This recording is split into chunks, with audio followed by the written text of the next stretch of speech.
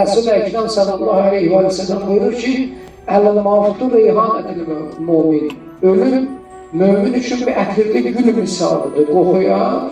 Gedər biri bilsə ki, məsələn, mən həqiqətimə qovuşacağım, misal-i aləmdən, misal-i vücuddan həqiqi aləmə və həqiqi vücuduma dönəcəyəm. Burada nə qorxusu var? Amma bunun üçün bəzi imtiyazlar qoyulur bizim üçün. Bunun yanında da 124 min Peyğəmbər müəllim gəlib ta təlim edə bəşərə daha rahat olar. Bir var, məsələn, mənim fitrətimdə var. Allah mənim fitrətimdəkini oyatmaqlığı məndən tələb edir. Amma mənim üçün müəllimi qoymayayım. Bir var, daha da bəhanə yolumu aradan götürür, bəhanə saxlamayayım. 124 min müəllimi də qoyur. Bu müəllimləri də gətirmişəm ki, bu dünya səmasında sən üçün daha aydın olsun.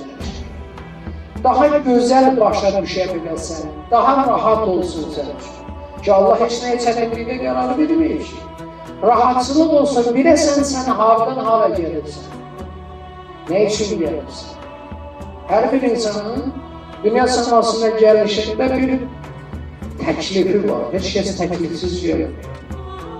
Sənə yaxşı olmaz ki, insan təklifin bilmədən dünyasını dəyişən, hala gəldi, elə məsələn, bu dünyadan bir şey anlamadı, nəsibi olmadı, gözündə gömülü çıxdı, yekələ, məsələn, gəldi bu dünyada düşmənçilik edir. Alın ki, məsələn, insanın düşmənçiliyi nəfsi ilə olmalıdır, Allah bundan da var.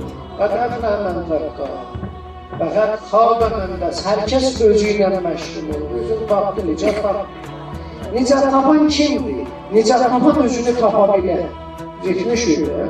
İnsanın birinci vəzifəsi özünü tapmalıdır. Özünü tapan adam əsalətdən əsalətə qayıdışır.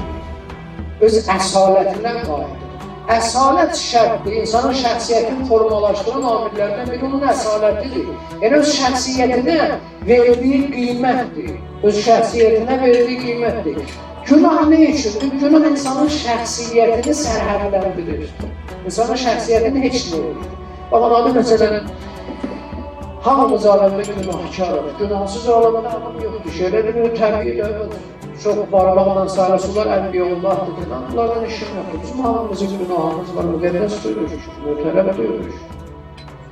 Amma bizim günahkar olduğumuza baxmayaraq, gözümüzün qabağında biri günah eləsə, ona pis gözlə baxacaq. Elə bir ya biri bizə xəbər gətirsə desək ki, məsələn, Ruhullah günah eləyir. Molla Mübarizə xəbər çatsa ki, Ruhullah günah eləyir. Molla Mübarizə istər-istəməz beynində, fikrində Ruhullah'a qarşı mənfi münasibət yaradır. Günah qədər iyrəncdir. Günahkara belə günah xoş gəlir. Günah edən günahkara belə xoş gəlir.